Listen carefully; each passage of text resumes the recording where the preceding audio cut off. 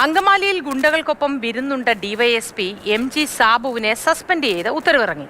ഈ മാസം 31-ന് വിരമിക്കാനിരിക്കെയാണ് സസ്പെൻഷൻ. വിവരങ്ങളുമായി അനന്തകൃഷ്ണൻ ചേരുന്നു. Ananthakrishnan, good morning. ഈ പോലീസ് ഗുണ്ട ബന്ധത്തെക്കുറിച്ച് കുറച്ച് കാലങ്ങളായി ചർച്ചകൾ നടക്കുന്നതാണ്. അത് മാറ്റണം അല്ലെങ്കിൽ അത് അവസാനിപ്പിക്കണമെന്ന തരത്തിലും ശ്രമങ്ങൾ വകുപ്പിനുള്ളിൽ നടക്കുന്നു എന്നാണ് നമുക്ക് ലഭിക്കുന്ന വിവരങ്ങളും.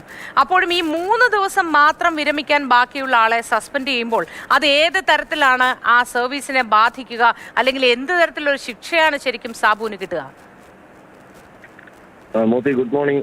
ഇന്നലെയാണ് അങ്കമാലിയിൽ ഗുണ്ടാ സംഘത്തിനൊപ്പം സൽക്കാരത്തിൽ പങ്കെടുത്ത പോലീസുകാരുടെ വാർത്ത പുറത്തു വന്നത്. വലിയ നാണക്കേടാണ് കേരള പോലീസിന് ഈ സംഭവം ഉണ്ടാക്കിയത്. പ്രത്യേകിച്ച് ഒരു ഡിവൈഎസ്പി റാങ്കിലുള്ള ഉദ്യോഗസ്ഥനും 3 പോലീസുകാരും ഗുണ്ടകളുടെ സൽക്കാരം സ്വീകരിച്ചു എന്ന വാർത്ത. ഈ വാർത്ത പുറത്തു വന്ന് മണിക്കൂറുകൾക്കകം മറ്റ് പോലീസുകാർക്ക് എതിരെ നടപടി ഉണ്ടായി. ഈ ഗുണ്ടാ സംഘത്തിന്റെ വീട്ടിലെത്തിയ ആലപ്പുഴ ക്രൈംബ്രാഞ്ച് ഡിവൈഎസ്പി എം.ജെ. സാബുവിനെ സസ്പെൻഡ് ചെയ്യാൻ ഇന്നലെ രാത്രിയിലാണ് മുഖ്യമന്ത്രി നിർദ്ദേശം നൽകിയത്.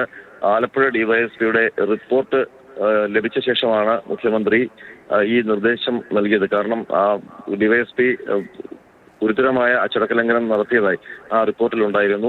അതിന്റെ അടിസ്ഥാനത്തിൽ ഇന്ന് രാവിലെയോടെ ഈ ഉത്തരവ് പുറത്തിറങ്ങി.